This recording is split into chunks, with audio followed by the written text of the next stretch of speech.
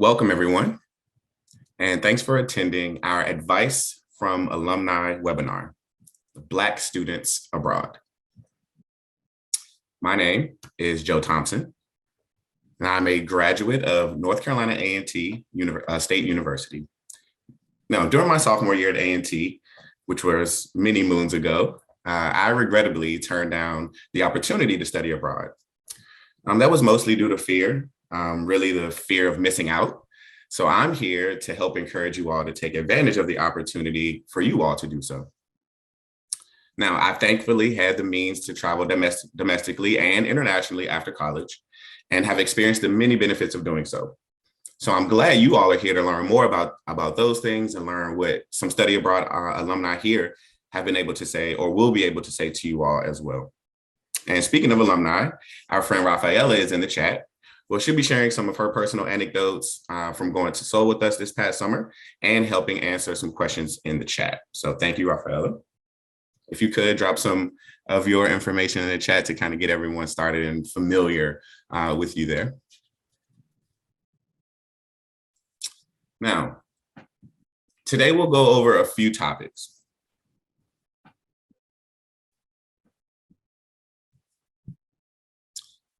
We'll go over the process of choosing the right program. We'll talk about how to communicate with your friends and family and the discussions you should have with them. We'll also provide you some options for funding. Now, we hope this helps you brainstorm questions for our panelists as well, while they'll also be providing you some guidance to navigate this entire process. So we'll go through a couple of these slides here and provide some information, hopefully a little bit of context before we jump into some questions for our panelists. First, let's talk a little bit about the process. Now, these are three things you should consider when you're choosing a program. First, you want to think about location. Now, are you looking for a specific type of experience, or do you have certain goals you want to achieve while studying abroad? Make sure you do your research into the right locations to answer those two questions. Next, you want to focus on academia. For many of you, you may need specific courses, and that can help you narrow down your program options based on what you're studying now and what term you actually plan on going abroad. So consider your academia and where you are academically in your program or in your school season. What's the best opportunity for you? Lastly, you want to think about your budget. Now, your budget can determine a lot.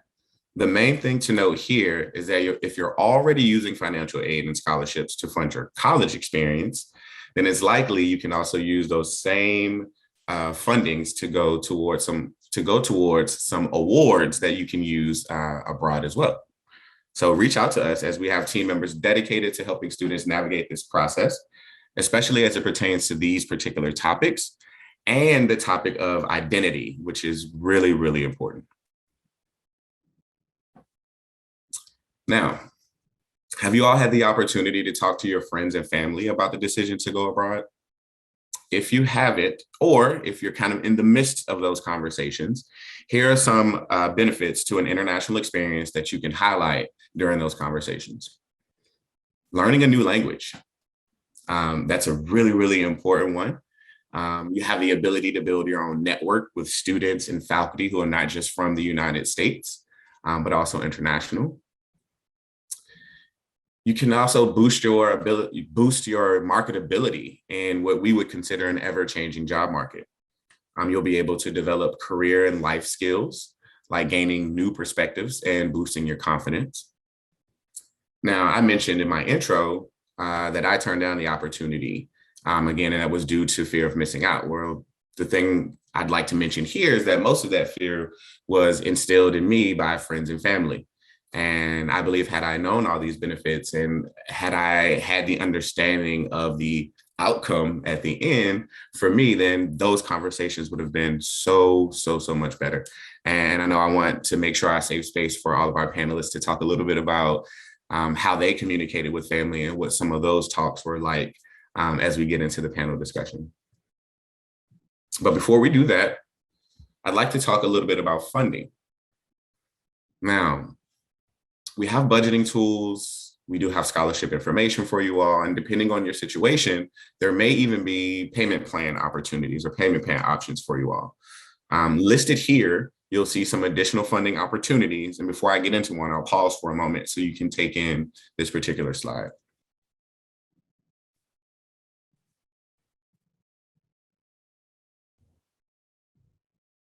Now, the scholarship that I'd like to highlight, a couple of them actually, while we're on this particular page and on this particular topic.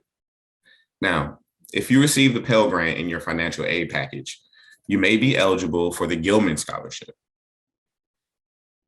Also listed on this slide is another scholarship available to women of color who are going on summer programs. Now, the application cycle opens up next week, so be on the lookout for that. It's coming, I promise.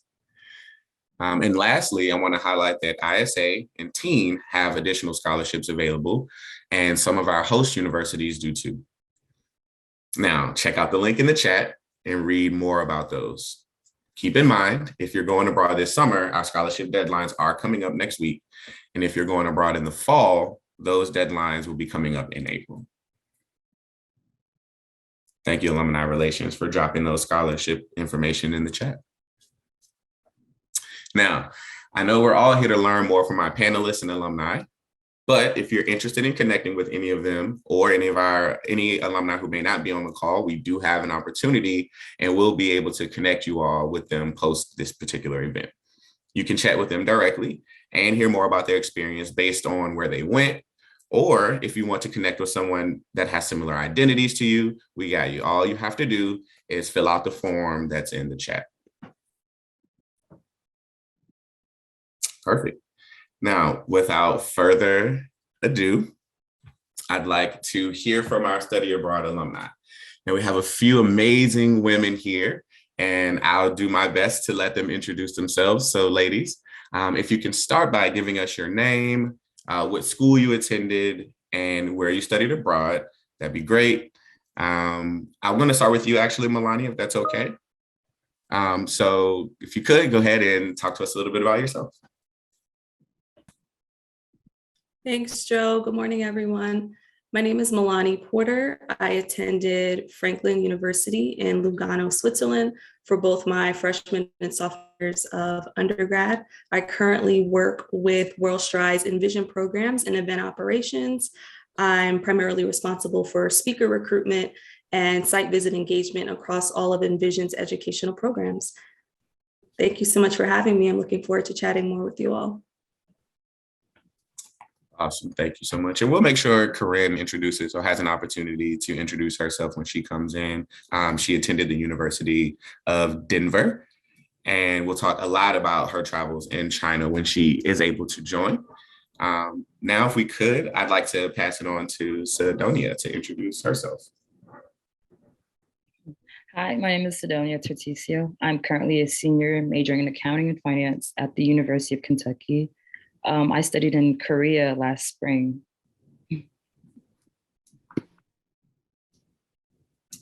And Candace. Hey everyone, so my name is Candace Ricks. I studied for my undergraduate degree at Towson University in Baltimore, Maryland.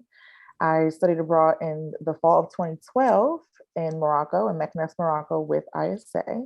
I'm a former international educational professional, so I'm really excited to be here to share my experiences with you all and to talk about some of the hard and curious things about what it's like to go abroad. Awesome, awesome, awesome. Now, before I jump into a few questions that I have for you all, if any of the folks joining today, if you have any questions you'd like answered, please, please, please drop them in the chat. And I'll make sure to save space at the end and we'll get as many of those answered as possible as well. I think we've already had a couple questions in the chat as it is. So let me do this. Let me just scroll up because I feel like they're on the same kind of topic that I had. But for me in getting started, Candace, I'll actually start with you if that's okay. Since you're already in the groove and ready and chatty. Talk to me about that moment where you kind of realize, okay, I'm about to take on this opportunity to study abroad, to travel abroad. I know it's happening for me, and just receiving that piece of information where you know you're headed out, and it's something that's come to fruition for you. Talk to me a little bit about that moment, and then I'd like to hear from the other ladies when she's done. Yeah, this is a good question. I think, I was the student that I think every study abroad advisor would love, because I had done a lot of research, because I was afraid, right? Just wondering what it would be like for me to really take up this space and go forward with this opportunity. And actually, what pushed me over the edge to say, yes, I'm going to do this, was a good friend of mine who's also a Black woman who had studied in Rabat. And so having that conversation with her about her experience, and then going back and sharing with her, like, I got accepted, everything's moving forward. What should I pack? Like, what should I do? It was really exciting, but I also was very nervous as well. So, yeah. Oh my goodness, I can only imagine. Sidonia, I'm actually going to pass it over to you. Can you talk to us about kind of that first moment where, you've been wanting to study abroad, or maybe it was just something that came across, and then you received that piece of information that said, hey, your opportunity's here, and if you're ready to do it, let's go ahead and go. Kind of, what was that feeling? What was that, emotions you were feeling at that time? I was extremely excited because I've always wanted to study abroad. So I knew I was going to go abroad. I always wanted to go to London.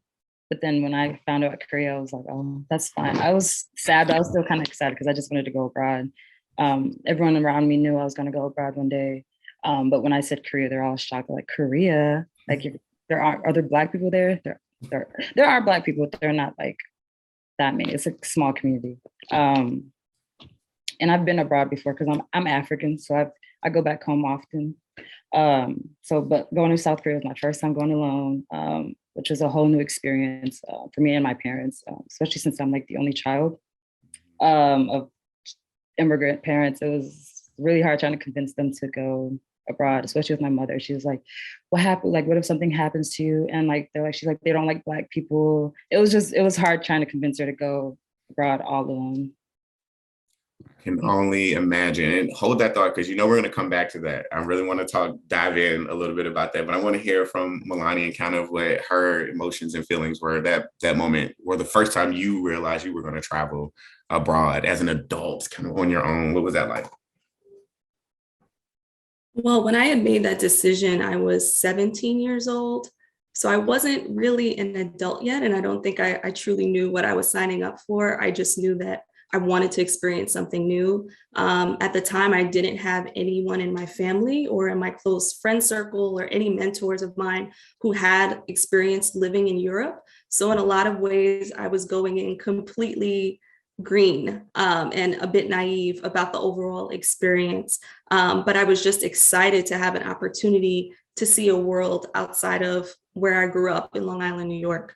So once I had made the decision to attend Franklin University, I was all in.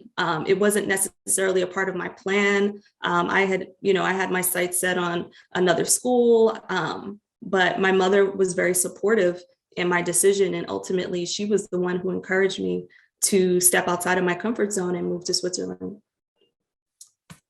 Man, well, I'm glad she was there to give you that courage and to motivate you a little bit more. That's awesome. Can you talk to us a little bit about how you prepared? Like, what did you do to kind of get ready in those, let's say, months leading up to heading out to Europe?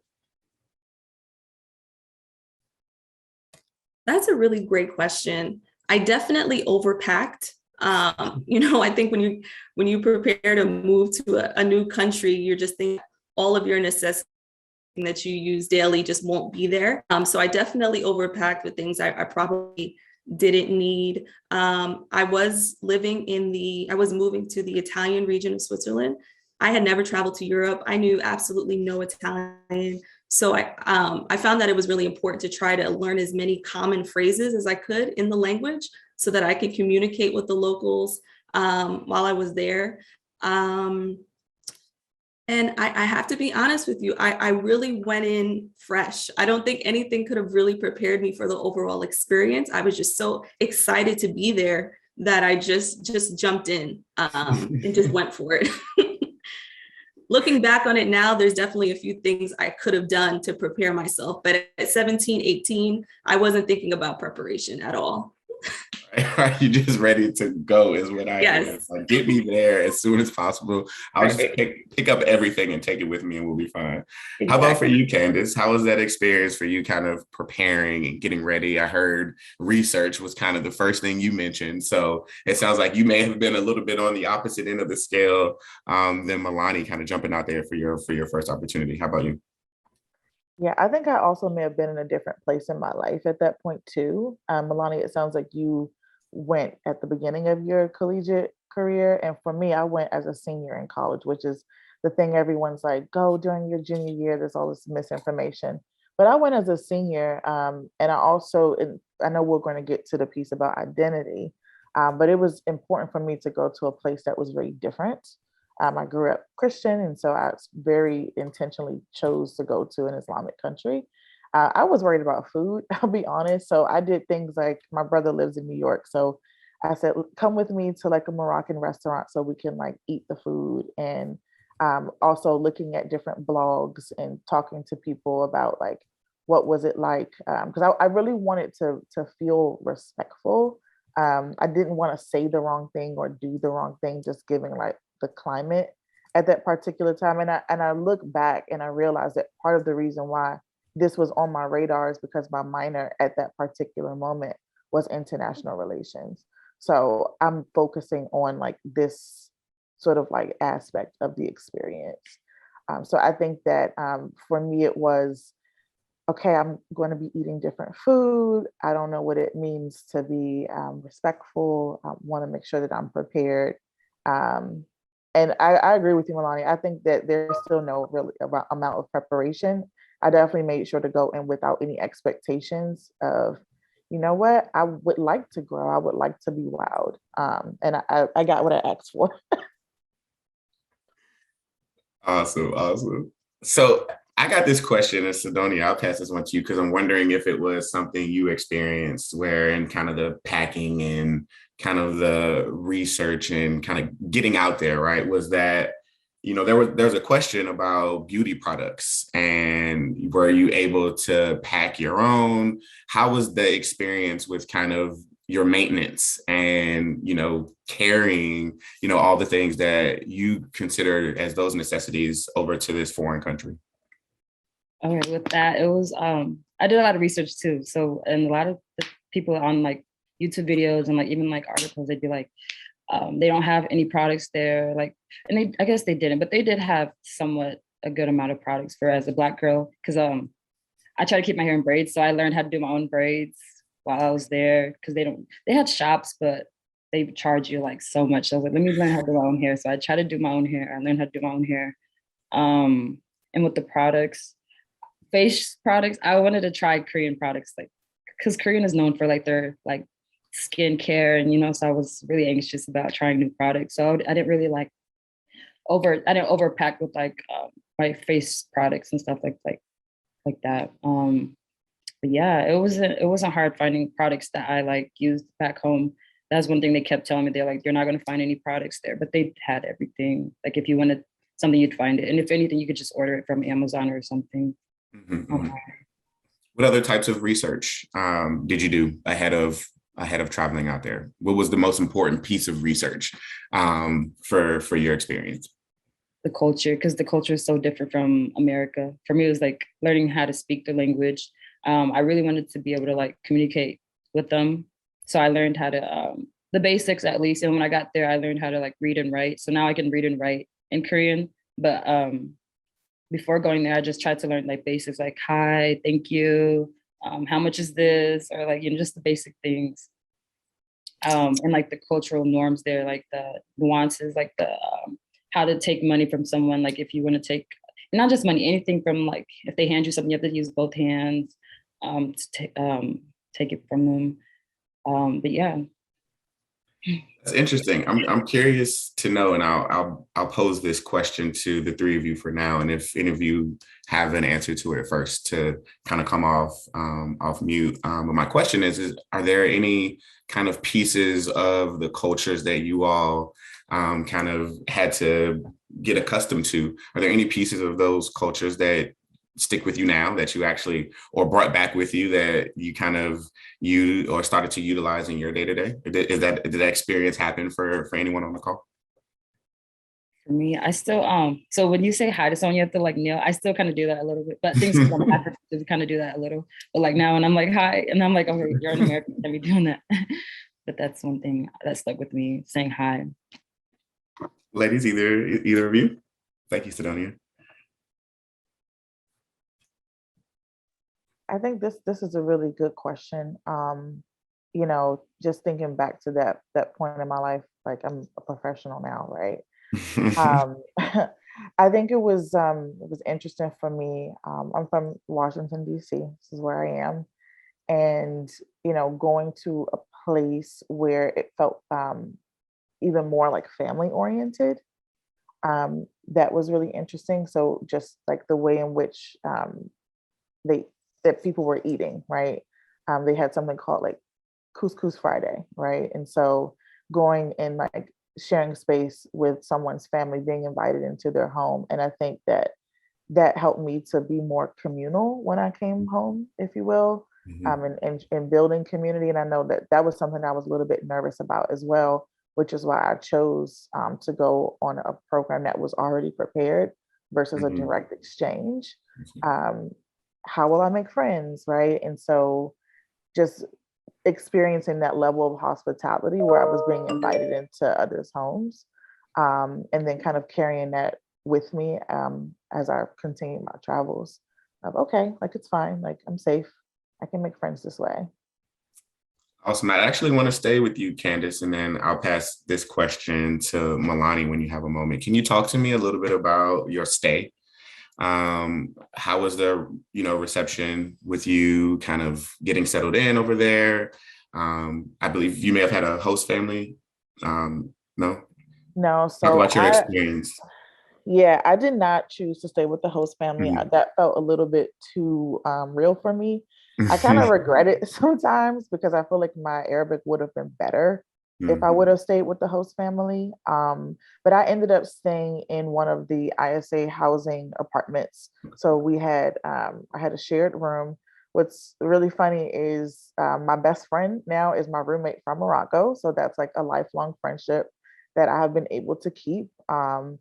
And yeah, it was nice because we essentially all stayed within one building, and our neighbors were lovely. They invited us again to like sharing holidays with them. Again, I was nervous, but I chose to go to the continent, um, right? Like for this reason, even though Morocco is not sub-Saharan, right? It was still within the continent, and it was a different cultural context for me. And so I felt like I was received well. I'm a taller person, so I was self-conscious like about my size and everything, right? Like, how would they receive me? Because I also lived in Asia, and that was a completely different experience as well. And I don't know if I know there's a few other people here who studied abroad in Asian countries, which is different from me because I worked there.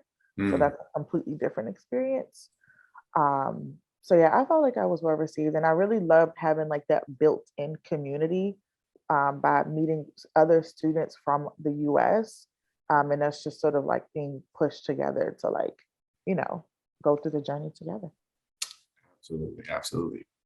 Sorry, Milani, I know I mentioned I was going to come to you next, but Corinne's here. I want to make sure we get her introduced. Corinne, if you could share your name with everyone, what school you attended, and where you studied abroad. And actually, if once you talk about where you studied abroad, if you can talk to us a little bit about, your first instant there, what was getting settled in like when you studied abroad as well. Yeah, so hi, thank you so much for having me. So my name is Corinne Malemba. I'm a junior at the University of Denver, studying international studies and Spanish with a minor in political science. So I studied abroad in Sevilla, Spain, south of Spain, and I went to finish basically my major there. And yeah, so I had I had a cool time. I think the first time that I got there, I was very self-conscious because it's the south of Spain. It's like most places in the cities, there tend to be more diversities than the South or somewhere, and where I was, it's like, it's one of Spain cities, but it's not like Madrid or Barcelona, or something like that. So, but I think the first few weeks I was kind of like, everybody staring at me, but there's very few Black people in there, even though there are Black people, but it was kind of like, I feel like I was mainly the one that knew I was out of space, out of like, the part. And so I feel like I was very self-conscious more than people really were. I think one thing that people did look at me for would be because like we would be this group of people, like we had like, I had Latino friends, I had white friends, and I'm Black, and so we're all these people talking English. And I think in Europe they have this very like preconceived notion of what Africans, I am African from Gabon, but I think that there's that huge thing with immigration there and all that. So they have this this preconceived notion of what Africans are, and it's this thing, or Black people. And so for the most part, Black people that they see there are people from Senegal, which are a lot of the immigrants that are there for. And so they think, I'm like perhaps one of them. And so and then when I'm speaking English with my friends who look nothing like me, and the whole group is weird and, different and loud, everyone's just kind of confused because there's this person, like this Black person speaking English in Spain with a bunch of people. Like, it's so weird, I think towards the end, I was very chill. It felt like home. So yeah, I had a good time there, to say. Yeah. Awesome, and welcome. So thank you so much. So now I have to jump into it. It's kind of been mentioned a couple of times, the question about, are there going to be any Black people there? Were you, truly the minority or the only one kind of in that space? And I think a better way to ask this question is to pull one of the questions from the chat actually, and just ask, did any of you, and again, I'll let the first person to come off and kind of navigate that. Did you experience any microaggressions or any discrimination during your time overseas?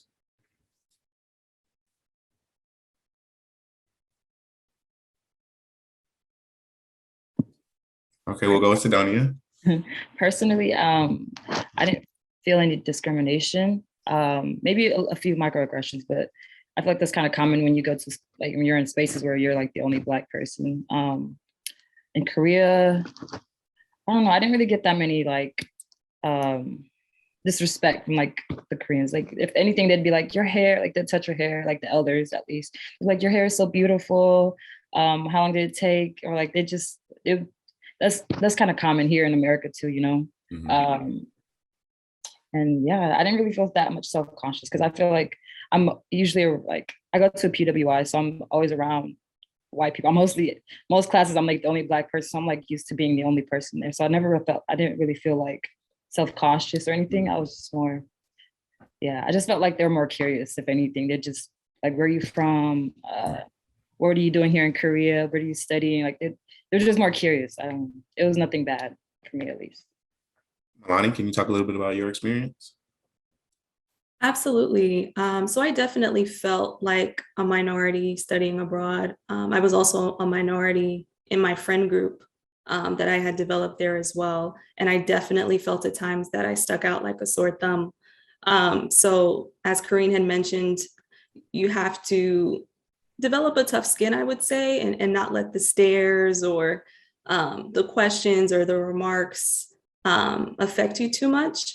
Corinne also brought up a really great point about how there are a lot of preconceived notions about Black Americans. And many of those ideas are based on what people see in the media.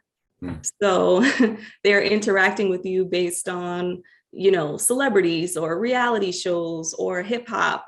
And they use that as a barometer to determine how to interact with you. And at times it can feel frustrating if you feel like you have to be a cultural ambassador for your race. So I would really say that don't take on that burden. It's not your responsibility to educate or reform anyone else's ignorance. All you can really do is just continue to be yourself. And in being yourself, they will learn that there are many different ways to be Black. Okay, Melania, I know somebody's snapping in the chat right now, that's for sure. Candace, talk to us a little bit about how you navigated your experience, going being where you were, being a Black woman, being of larger stature, kind of talk to us a little bit about how you were able to, like we discussed in a previous conversation, kind of maintain your identity, knowing that everyone's kind of perception of you is just like Milani mentioned, comes from a TV show or comes from an idea that they have of a celebrity or that one individual that they love so much from whatever, cultural norm they've seen it in us. Like, how do you maintain your identity and navigate those spaces? Or how did you at that time? Yeah, I think Milani said it beautifully with regard to not being the ambassador. Because, so I mentioned that I studied abroad in Morocco, but then I had the opportunity to teach in different places and work with families in different places. So I was also in Switzerland. I spent time in Spain. I went to Turkey and China and Laos and all those different places. And so for me, I've decided very early on in my journey, if you will, that it was really important for me not to take that stance, because then it would position me to always be on the defense. And Sidani used that word curiosity, which is really, really important for me, especially in thinking about the different dynamic of studying versus like working. There's a different expectation of you when you are a professional and you're working with people's children versus when you are studying. But for this conversation, right, thinking about studying, I tried to just very much like be myself no matter what in any context. And there were absolutely moments where I was put in compromising positions because someone made an assumption about who I was before I opened my mouth. And then when they heard me speak, then things shifted.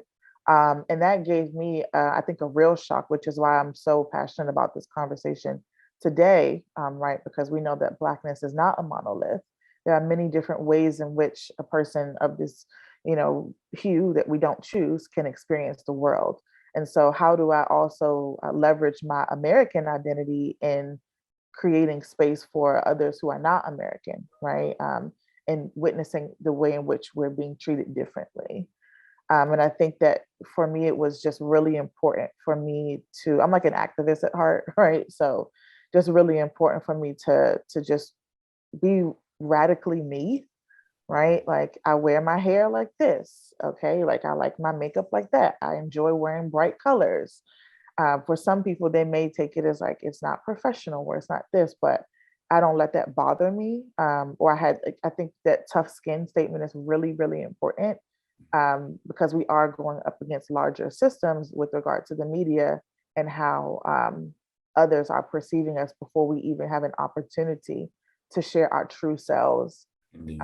And so I will say that when I was being advised for my program, I didn't feel that my advisors or I don't remember rather, having like that direct conversation.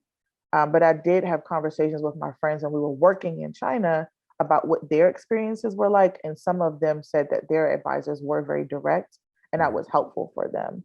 Obviously, like it will be done differently, but I think, Long, you said it earlier, like there's no way to like be fully prepared. You're just in your skin, you're like feeling it and going through it. So yeah. Corinne, can you finish that conversation for us? Give us a little bit of insight into your experience and how you were able to kind of maintain your identity. Yeah. So the thing is, my identity is it's not complex, but it's like, I was born in Gabon, so I am African, but I'm also American. And then I go to Spain, and then it's this notion of, oh, you're both African and American. And it's like, there's two parts of it. So yes, like I am an American. And people, goodness, they ask me this all the time. So it is true. People have this preconceived notion of what America is like. And one of my friends, she was like, do people walk around with guns like in school? And I was like, girl, where do you think I live? Like, and so I was like, I mean, hopefully they keep it hidden. I don't, so they ask you these things that like they see on the news, because these people, they watch the news, like they're way more, they know more about America than Americans, so and movies, and all that. So I don't think I've ever had really someone per se talk directly to me about Blackness and to come up to me or start talking about something that I had no idea about. But I think it was more about Americans on the whole, like, oh, okay, because I hung out with other American kids, so they were like, oh, like your house is like big, like they had this this thing of like, this is what America is like. And it's so crazy to see how other people see America as this like this very like amazing place to be, even for people in Europe who other people think are living good. It's so interesting. But I think, and I'm going to be honest, like I took advantage of being with friends who were, who were not Black, because I was with them. It was almost like for me, like a nice cover almost, because when I was with them, it's like for them, it's not weird to see a group of, like we have Hispanics, we have Black people, we have like white people talking together. It's not weird to see that. I'd be walking with my best friend and we hold hands, like, link arms, and we're walking around the town and people are kind of looking like weird, like, why are these two like, it's something that for them, they don't see much over there. But in America, it's something we see all the time. We see so many like interracial friendships and all these things. And so I think racism in that term, I think where I was, people were very lovely. They were very nice. They're very sweet. They learned, my host mom, she was always learning something new ever since I told her I was, African and all that stuff. So she was always watching something and learning, and then we talk about it over dinner. So it just depends, there might have been some instances, like, I don't know, like, and it's interesting, but I think when you're Black, you will understand that, like, something like I went to a coffee shop and then this lady gives me the change and I extend my hand out and she just like slams the money on the desk. And I was like, okay, so is that, and because it's a Black person, you're always going to think about it and you're going to be like, is that just because she's rude or like she's rushed, or is it because I'm Black and she won't give me the change in like where I give my hand, and I was trying to look if she did that with other customers. And so it's just, and that was probably the only instance that I remember where I was kind of like, is that just what happened? But for the most part, people were lovely. And I know other people have had other experiences in Europe, but for the most part, mine was good. Thank you. So I want to pivot a little bit. Thank you for the amazing conversation about those first moments and kind of what it's like to truly be a Black woman in those spaces. I appreciate it so much. I want to take a little bit of a step back though. And I'm wondering if we can have a conversation about the talks that you all had with your friends and family. I really want to hear from you, Sidonia, if that's okay. Can you talk to me a little bit about, the discussions about your plans to study abroad? I know it was something you wanted to do for quite a bit, but I know it's a little bit different in wanting to do it and actually having the opportunity to. So talk to us a little bit about those conversations. So for me, the most challenging part was trying to convince my mother to go. And as I said, I'm an only child, so it was really hard trying to convince her. But so like I'm an out-of-state student, so I generally pay more to study at my school anyways. So for me, it was like trying to tell her, oh, it's cheaper to go abroad than it is to attend the University of Kentucky for a semester. And I just had to show her how much cheaper it would be to go abroad and how much money I'd be saving compared to staying here. Yeah. And telling her how safe it would be. It was still safe. I had to show her like the crime rates and all all that stuff. Yeah. I'm sure safety was it too, right? It's like, are you going to be safe? You're my only one. You got to come back. And then it's like, also, can we afford this? So like, you got to have both of those conversations. How about a 17-year-old Milani? Like, what were those conversations like at the time? So as I said before, my mother was very supportive and very excited about my decision. She's the one that even encouraged me to apply in the first place. However, my father, who is a former law enforcement officer, was not happy about my decision at all. I think his main concern was safety. And it's so funny because within my first few months there, my dad mailed me a DVD copy of the movie Taken. So in his mind, he thought that maybe if I send her this movie, she'll come home to New York. Because he was just so afraid. And I get it, because I didn't have any network there. I knew no one. I was really just going in blindly. So it took a while to convince him. I also, noticed that a lot of my closer friends, my best friends at the time, they weren't as excited as I thought they would be.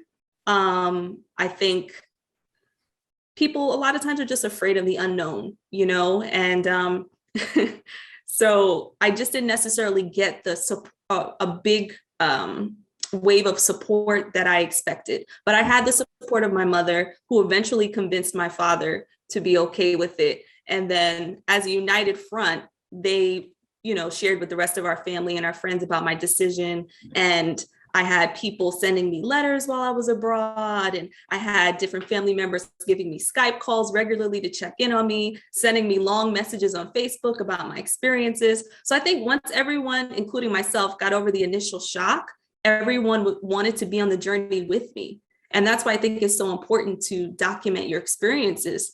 During my sophomore year, I had started a blog on WordPress called Black in Switzerland, where I was just writing about all of my experiences, not just living in Switzerland, but traveling to different countries during that time, and just examining the world through this lens of a young Black girl from New York, and just seeing the impact of Black culture throughout the world. So as I was writing these blog posts, I would go and then share it on Facebook, and all of my cousins and my aunts and some of my friends would comment. So it was like they were there with me. And I think that at times made me feel less lonely. Oh, I love it. I love it. I love it. Well, I'd like to hear from Corinne and Candace a little bit about kind of that loneliness that Milani's discussing. Like how easy was it for you all to find a support group, to build friends, to expand your network? Like, talk to us a little bit about that. I'll start with you, Corinne, and then we'll go to Candace.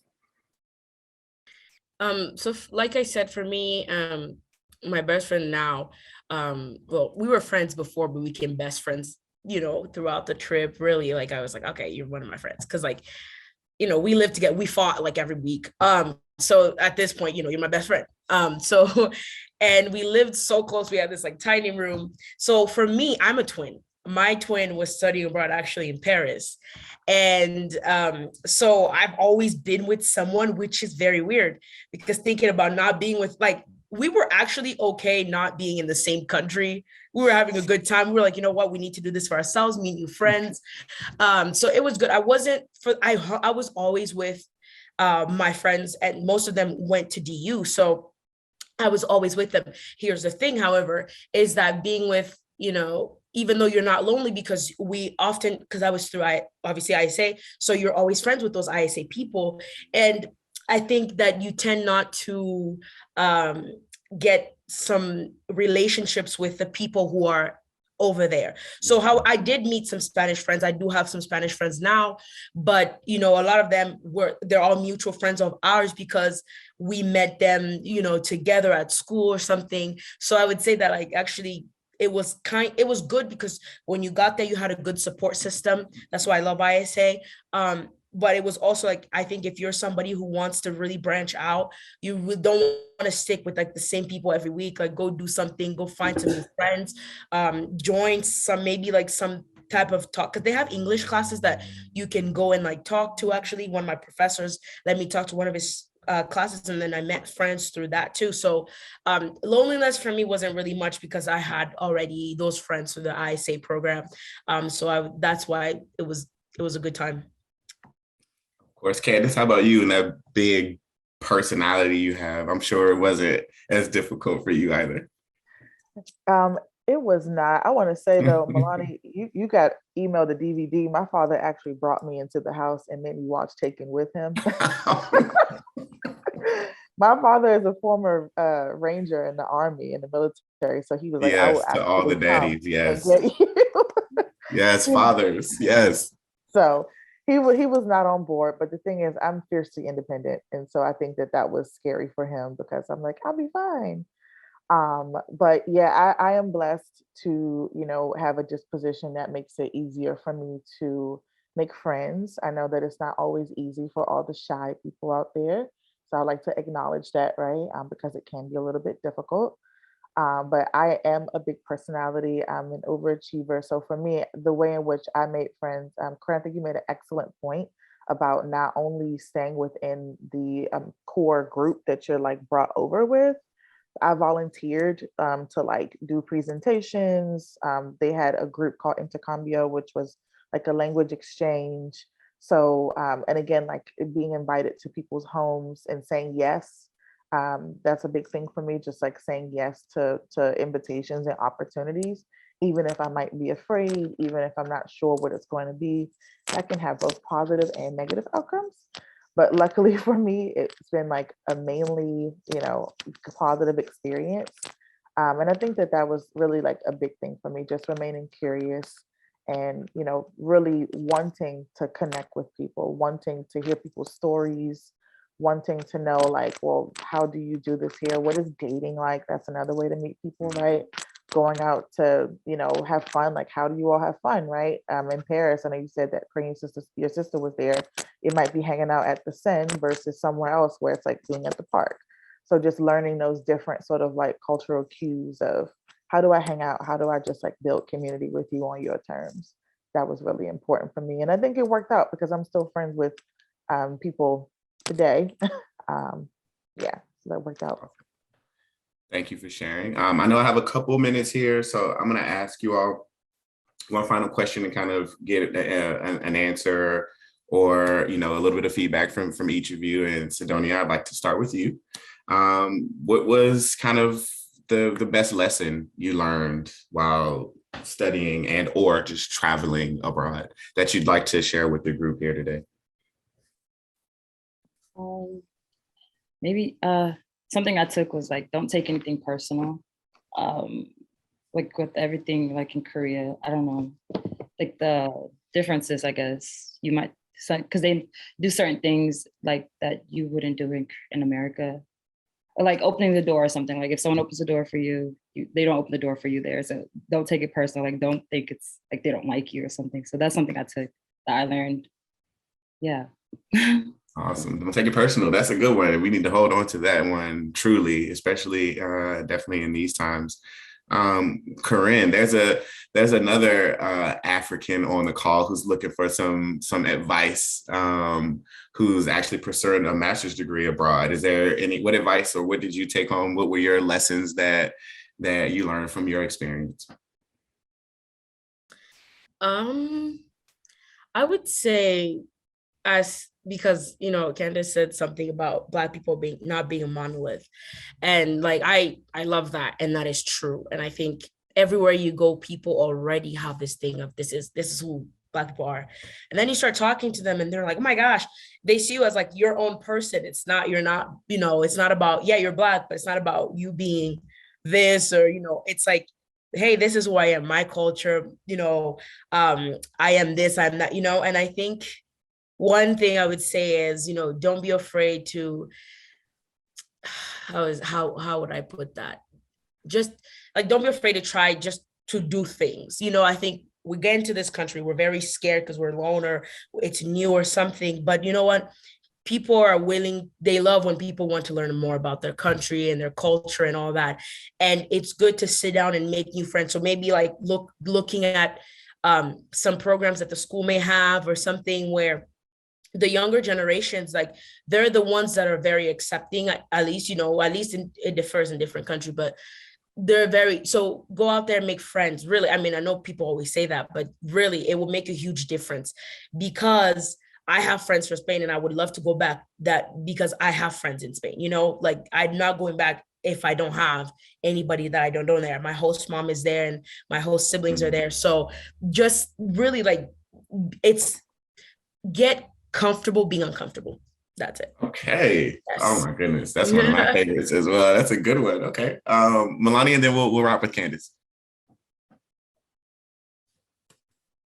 I think each of you brought up really great points. There's so many different lessons that you learn living abroad. I think ultimately it really gives you the confidence and the cultural competence that you need to navigate the professional world, higher education, just having the ability to communicate clearly with different populations and with people who don't look like you and who don't come from the same places you come from, maybe different socioeconomic backgrounds. Having that ability is an asset. And I think that's one of the biggest takeaways that I have from living abroad is that I know that no matter what room I enter, I can communicate myself clearly, I can interact, find a commonality with someone else, and not be afraid of the unknown. So embrace that cultural competence because it's a great asset and a great skill that will make you stand out once you enter the job market. Yes, indeed. Candace, can you help me land the PJ? Yeah, I'm just over here snapping because all Right. like, It's just been said a word. beautiful. It's a lot of Black excellence, a lot of Black girl magic going here. So I really appreciate it. Yeah, I think for me, what I've learned is just to continue to chase your curiosity. Um, and for me, like that is the basis of what all of you all have said. And what I mean by that is friendship is my favorite relationship. It's open, it's reciprocal, it's voluntary, and you have to be vulnerable, right? Enough to be curious about someone else and to allow them to get to know you. And so going back to that piece about truly showing up as your whole self, right?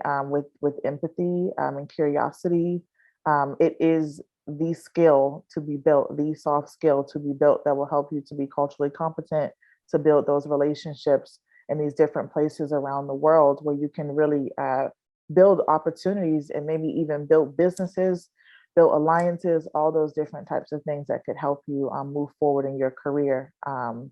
Because that's basically what my journey has been. I'm no longer in the international education space, but I'm still able to commune in these spaces because I have real relationships with people connected on this topic that we care about, which is helping people to grow. So there it is. All right. Thank you, Candace. And thank you, ladies, for truly an inspirational moment and opportunity. I do truly hope our viewers and everyone who has, or as a participant, has learned a little bit more than what they knew before they came in, or at least as you all are able to take advantage of the resources that are provided in the chat.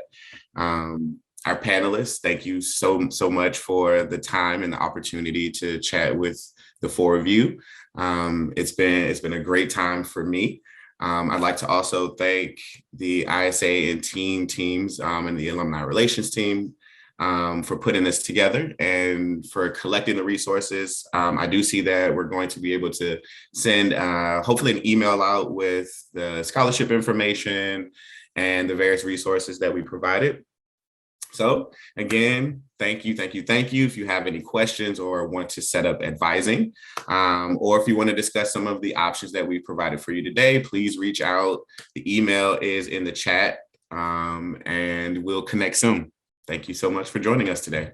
Goodbye.